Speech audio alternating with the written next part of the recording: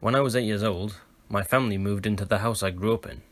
It wasn't an old house, but no one had died in it, and it didn't even feel creepy. Just an average suburban house in your average southern suburbs. The way the house was set up, when you came in the front door, there was a hallway with 2 bedrooms and a bathroom to the right. The large living room in front of you, with half a wall separating it from the dining room to the left, and the kitchen on the other side of the dining room. Where the kitchen and the living room met, there was another small hallway, and the master bedroom, a bedroom that was used as an office, and a bathroom. And then a breakfast nook leading to a laundry and utility area at the end of the kitchen. My room was to the right of the front door and down the hallway past the bathroom, with the other bedroom on this hallway, used for storage mostly, as I was my mother's only child, and my half-brother and sister didn't live with us, and rarely came to visit. The first time anything really happened in the house, I was about 9, and had lost my last tooth. Still being a kid, of course, the tooth fairy was expected. So when I woke up in the middle of the night and saw a figure standing in the middle of my room, I assumed it was the tooth fairy. It was bald and only about 3 or 4 feet tall, about the size of an average child, standing completely still in the middle of my room. I remember my parents telling me that if I was awake, the tooth fairy wouldn't leave me any money, so I rolled over and went back to sleep. When I got up the next morning, I excitedly told my parents that I'd seen a tooth fairy the night before. I described what I'd seen, but they told me it was just a dream. For the next several years after that, I continued seeing and hearing minor things in the house. When I was home alone, the cabinet doors would open and close. I'd hear dishes being moved around the kitchen, or catch movements out in the corner of my eye. The most common was often at night. I'd wake up to see a young woman hovering over my bed. She was dressed like the Rosie the Riveteer character from the old posters from the 1940s, with the red and white bandana around her hair and the denim shirt. When I would see her, she'd stare at me for a few minutes, then slowly float over my body and out through the wall behind me. I was never afraid of her, though. When I was about 12, my parents divorced, and it was just me and my mother living in the house.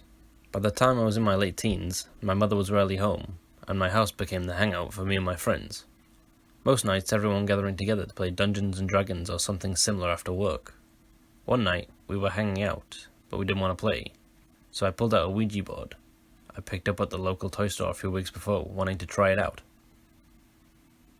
We sat in my room to play with the lights out and the door closed, and it was pretty normal. Nothing crazy happened for the most part. The only strange thing that was happening at one point is we asked something like, "Show yourself," and at that point we heard the front door open and close, and heavy footsteps come down the hallway towards my room.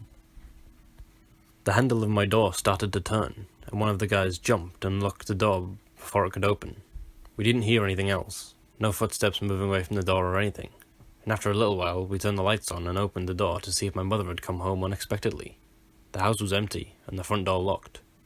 We decided we'd had enough of the game at that point, put it up and everyone went home. A few weeks later, we were hanging out at my house again, this time playing Dungeons and Dragons.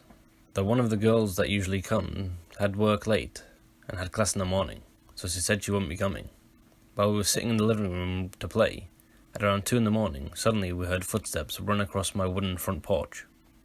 It sounded like someone very short, or a small child running quickly. Everyone in the room heard it, and we had conversations as to our friend if they changed their mind, and had just arrived as she was very short, and it would have made more sense than a child running through the neighbourhood at this time of night. When she never came into the house, we all got up to look and there was no one outside, and her car wasn't in the yard.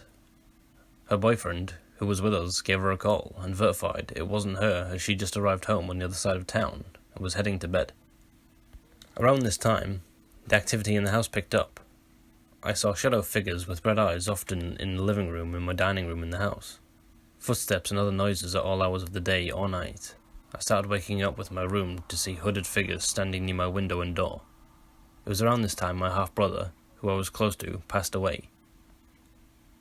It was sudden, and I hadn't seen him in years, as he'd gotten into drugs, and my mother had decided to keep me away from him because she didn't want him to be a bad influence on me.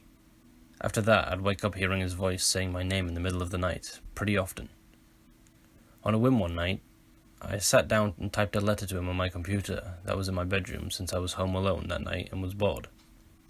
Now, this computer was hooked up to an old dot matrix printer, one of the really loud kind that makes all kinds of racket when it's running. After I wrote the letter, I felt silly for it, and deleted it without saving or printing it and shutting down the computer before I went to bed. Around 3 in the morning, I woke up and my bed was soaking wet. At first I thought my puppy had peed on the bed, because he was too small to get down. Even though he was housebroken, I had taken him out just before bed. I got up to let him outside and change my bedsheets when I realized the wet was just water, and it was more than a tiny puppy could have made. On my way to take my blankets to the laundry room, I passed the bathroom in my hallway and noticed the light was on, even though I'd turned off all the lights before bed. There, sitting on the counter, was a picture from the kitchen, with the inside of it still wet. When I was really young, my brother used to wake my sister and I by throwing water on us because it made me laugh. When I got back into my room and started making my bed, I noticed a piece of paper lying on the top of my printer. It was a letter that I'd written to him and never saved or printed. The computer was still shutting down and the printer was off, but it had been printed out and torn off the paper and laid on top as if someone had to read it. The normal things like this continued for a few years when I lived there, off and on, before turning dark shortly before I moved out of the house for good. The hooded figures appeared more often.